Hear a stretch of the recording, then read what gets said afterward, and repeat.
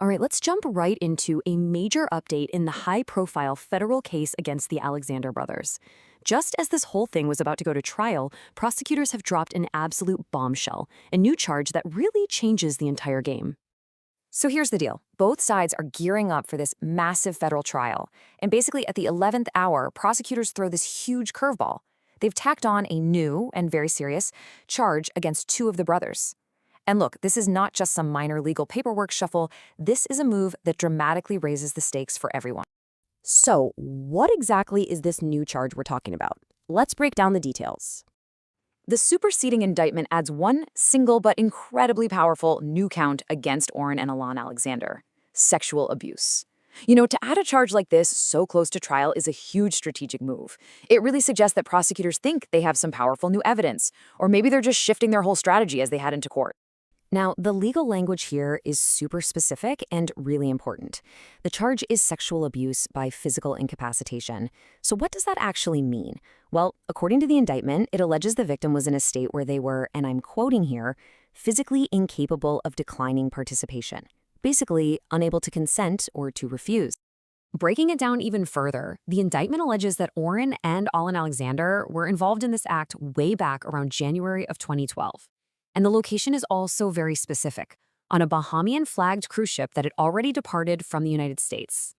But you have to remember, this new charge doesn't just exist in a vacuum.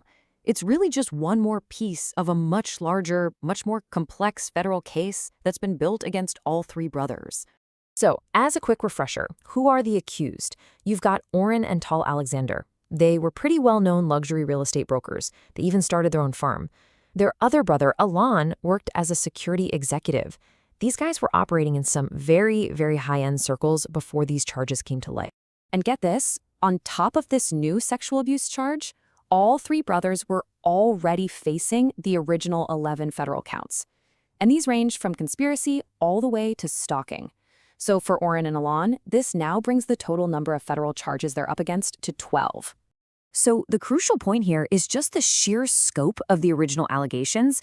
The brothers are accused of a conspiracy to drug women with the intent to sexually assault and rape them. And this allegedly happened all over the place, across multiple high-profile locations like New York City, Miami, and the Hamptons. Now, it is important to point out all three brothers have pleaded not guilty to all of the counts. Now, the drama isn't just limited to the charges themselves. Oh no. In the lead-up to the trial, the courtroom has become the stage for some really intense procedural battles between the defense and the prosecution. A major point of conflict is evidence. During a recent hearing, the defense was just letting their frustration be known, claiming prosecutors were not providing key evidence like videos and photos in a timely way. The prosecution basically responded by saying they were doing their best with the number of FBI agents they had assigned to the case. And this is where the tension really boiled over. The judge, Valerie Caproni, was clearly not buying the prosecution's excuse. She fired back with this really sharp suggestion, saying maybe the DOJ should reallocate its resources from other high-profile cases to this one. For instance, from the Jeffrey Epstein case. I mean, for a judge to say something like that in open court is pretty rare, and it gives us a really telling glimpse into how she views the management of this case. So let's turn to the defense's approach. They are fighting this on multiple fronts, both inside the courtroom with all the legal motions and outside of it, in the court of public opinion. And things have gotten incredibly heated. One alleged victim actually filed a motion accusing the defense team of a campaign of harassment. She claims that after her identity was shared with the defense, her friends started getting contacted by men who identified as an investigator and then a reporter who tried to paint her as a willing victim. And on top of that, she alleges opinion pieces were published to try and discredit her. Now, in stark contrast to those allegations, the brothers' parents, Shlomi and Orly Alexander, they released this public statement. They assert their sons are innocent and say they hope for a judgment based purely on the evidence in court, away from any public narrative. Back inside the courtroom, the defense tried another angle. Alon Alexander's lawyers argued that his 2019 engagement and then his marriage proved he had withdrawn from any alleged conspiracy. While the judge firmly rejected this, Judge Caproni ruled that his marriage was, and I quote, irrelevant to the charged conspiracy and did not prove he had stopped participating. So with all these new charges, the legal battles, the public statements, everything is now pointing toward one thing, the trial itself. So to put it all in perspective, the brothers were charged and they've been detained. Now this new count has just been added.